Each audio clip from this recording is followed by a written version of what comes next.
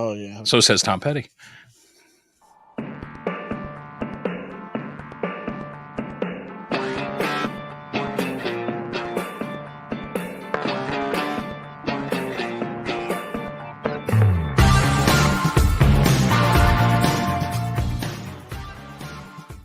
It's good to be back after a month off. I took some time off to be on sabbatical for summer. And of course, then I come back on one of the hottest days of the year. Yeah, go figure. And I'm putting Billy Siegel in a hot car. Billy, I apologize already. I'm like, I hope you at least have the window somewhat open so you can get some air in there. It's beautiful in the car, man. Oh, good. Just making sure. Hey, this is the A Game. I'm Rob Akampora. This is an old friend of mine. I'm happy to have him here for a bunch of reasons. I'm also sad to have him here for a bunch of reasons.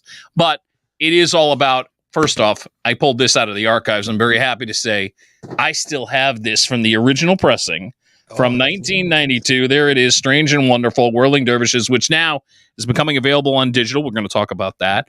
Also talk about a few other things because this man is sort of a musician for hire.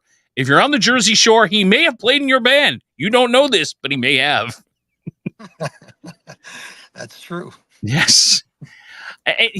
Billy Siegel, by the way, from the Whirling Dervishes, and also part-time for Dramarama and many other acts. I mean, you're the working class musician. This is how you make your living. It's like you play out, whether it's in a cover band, an original band. This is really how you do it. Yeah, it's been a long ride of this. Yeah, that's true. It's good though. I mean, because I get to play with a lot of different types, different genres of music, and right. It'll always be a whirling dervish. It's like the mob. Once you're in, you're never out. So yeah.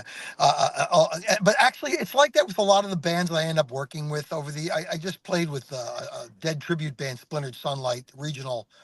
Pretty well-known regional Grateful Dead tribute act, and I left them 5 or 6 years ago, but I still go back whenever they need the fill-in. I always try to not burn any bridges, and And it's funny. I was going to bring up the fact that you've done the tribute to Garcia and the Grateful Dead in other projects as well. So where did that come from? Is there a passion of yours that was sort of like, you know what, I love the Dead, I like playing their music, or was it just something that you kind of accidentally fell into? Actually, the story with me and the Dead goes back to high school, sort of. Being in a garage band and learning a couple Dead covers, and and everybody's like, "Hey, we got to go see the Grateful Dead." So I ended up going 5 or 6 times, and back in those days, the experience was to drop some acid and have an experience. But the thing about them that got me as a musician was when they replaced Keith Gottschall, the piano player, with Brent Midland, the keyboard player that came in the 80s. Just as a musician, I was staying up in high school watching Saturday Night Live, and they were on, and we had learned Alabama Getaway, or one of those songs that were on the first record with Brent. Sure. And I was like, oh my God, this guy looks like Greg Allman, but he's, for me, he was just an amazing keyboardist. Like, he had that extra thing going on, Right. And so I became a fan of his and vis-a-vis the Dead, and that's why I kept going to see him. Then I was out of that for the 80s, and then the first Bouncing Balls and the MTV thing, and then Whirling Dervishes for all those years, and then Everlounge, and then I was later in life just going through a rough patch, and I got invited to a Grateful Dead jam out in Queens, and I started going every Monday. And pretty soon I knew the Grateful Dead book, the Jerry Garcia book, and started playing those gigs in addition to the classic rock stuff and alt rock bands.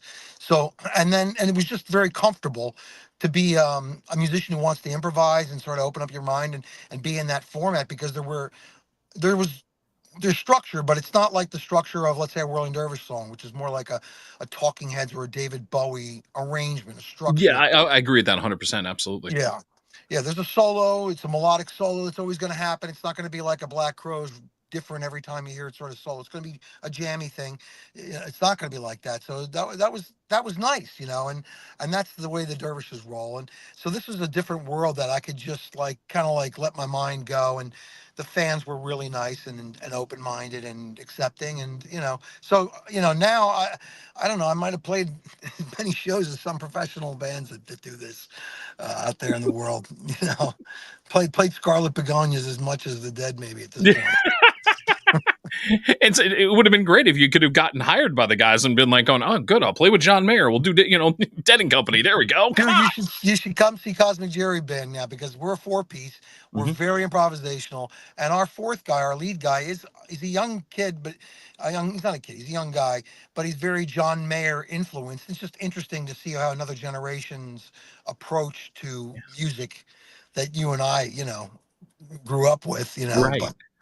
but yeah. So yeah, we're kind of on that Mayer jam band thing with Cosmic Jerry Band. That's my current project that I'm involved with. Matter of fact, Christian, I believe that maybe photo number 3 is their logo. I want to try to pull that. There it is. There it is. Thank you very much.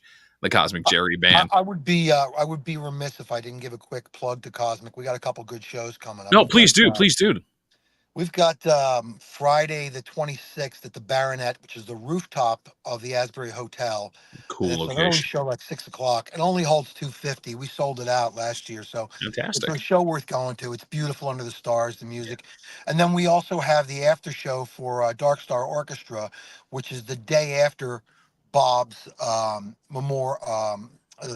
Whirling Dervish show Yeah. at the break on the 20th. Right. So the 21st is Dark Star Orchestra at the Pony, and Cosmic Jerry Band has the after show inside.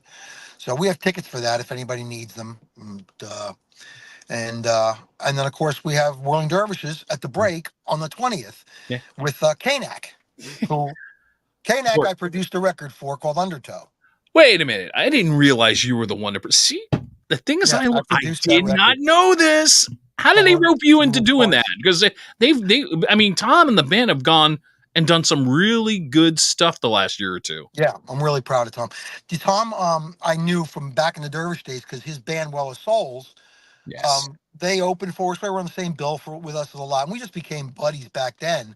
And then, like a long time later, we ran into Don Dazzo, and he's like, "I got this group of songs I've had for a while, and it's a thematic thing." And and Don's like, "You should talk to Billy. He's been producing some people." So he called me, and like on my way home from a gig at the Pier House at like 2 o'clock in the morning, sent me the files, and I was listening on my way home. I was like, I don't know, 4 in the morning. I get home, call him like, "Yeah, man, I'm down. I love it. I'll do it."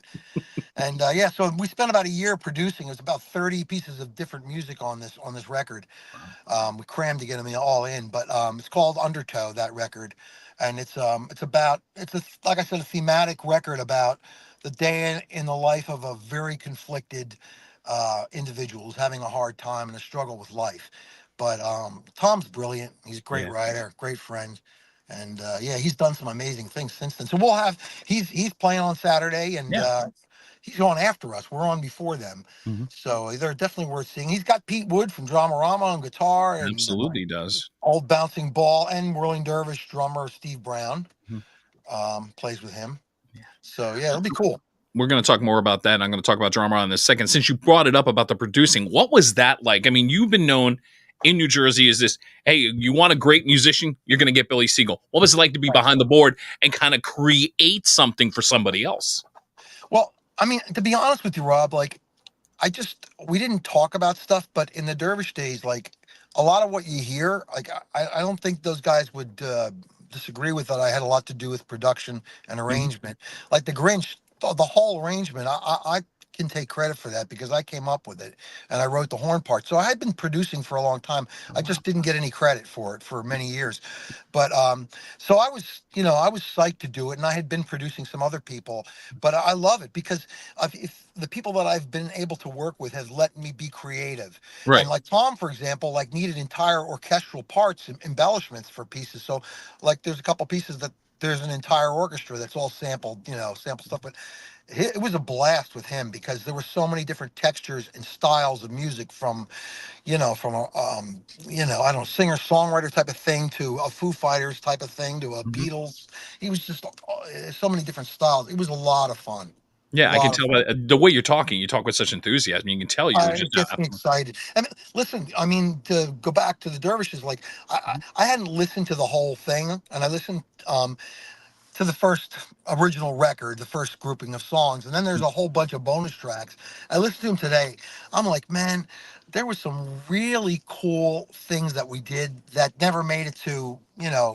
a CD until now, and they were put away. And Yeah, yeah, that gets me excited because Don and Bob would bring a song in, and once in a while, not all the time, but once in a while, I would feel like very joined at the hip to the song, Right. and so I would feel as if it was like I was involved in it. So I would end up like having a lot of ideas, and those guys were so gracious about letting me try things, and they tried things like in the years, in the decades since. I've worked with people who were like they just won't do what you ask them to try to do. So the guys in the band were great. They were great to work with, and we just had a special chemistry. It was Let me go back to the Grinch for a second, as you made mention about being sure. very involved in the production of that. Yes. And I look back on that. That was a subliminal moment for the band because here we are now in 2014, and you will turn on the radio within the New York, New Jersey, Connecticut, Philadelphia area, and you're going to have at least 12 to 15 radio stations within the area who are going to put that version of the Grinch on during their rotation of Christmas music. In Yep. any world, would you have thought 30 years later that version would still be alive today? Hell no. Hell to the no. But it's funny though because I mean it's Christmas music is like timeless. If it's a decent track, I think Yeah. you know. But and that thing it was just all the parts came together well, Yes. and everybody worked really well together, and we just had something special with it. And I, listen, it was Jerry's autistic brother that came up with the concept of us even doing that song. Wow.